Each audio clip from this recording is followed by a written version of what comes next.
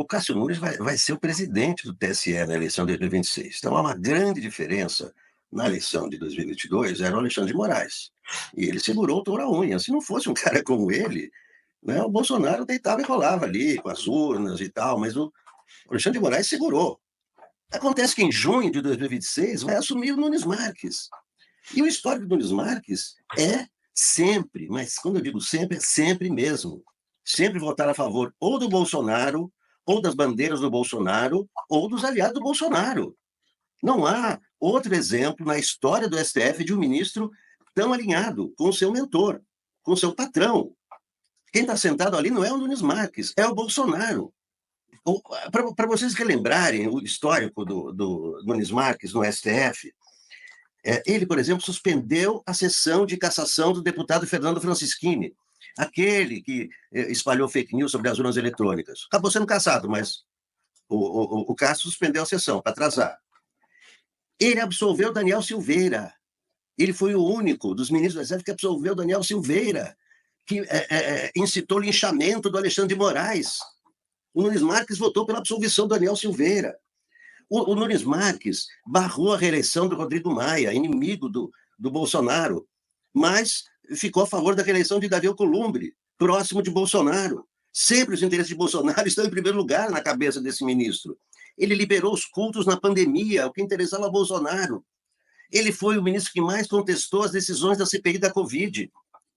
Ele votou pelo marco temporal, o agrobusiness. Ele foi contra a inelegibilidade do Bolsonaro. Quando ele, este ano, ele rebateu um pedido de habeas corpus do Bolsonaro, parecia uma coisa a favor do Bolsonaro, mas não era a favor, porque esse pedido de habeas corpus não veio da defesa do Bolsonaro, veio de um cara qualquer aí que não interessava a Bolsonaro. E o Nunes Marques rejeitou.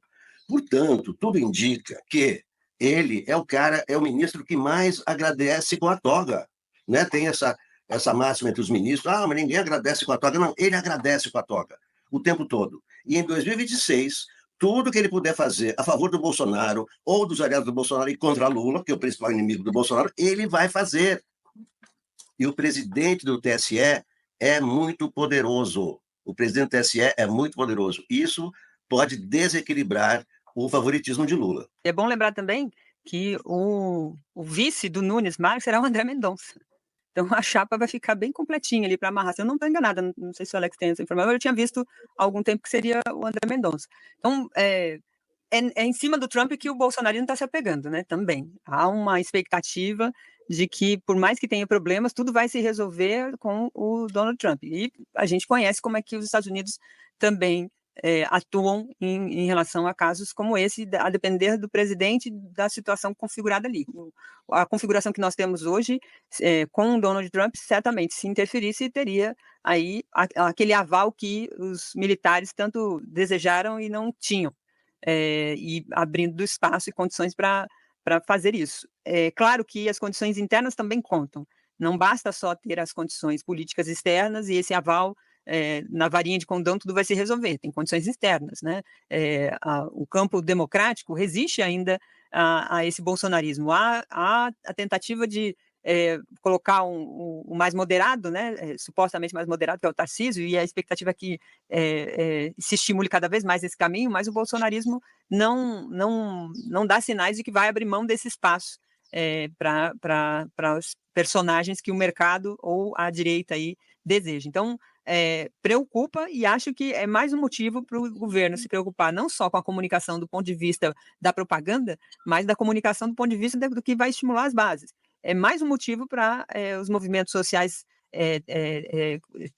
abarcarem aí uma série de ações, justamente porque pode perder o barco de modo que pode ser fatal para a nação, para a população brasileira e para o Brasil do ponto de vista econômico, né? De que o caminho todo para a Petrobras, por exemplo, a ser privatizada, eles vão querer fazer e se fizer, nosso campo aqui fica muito desguarnecido, né?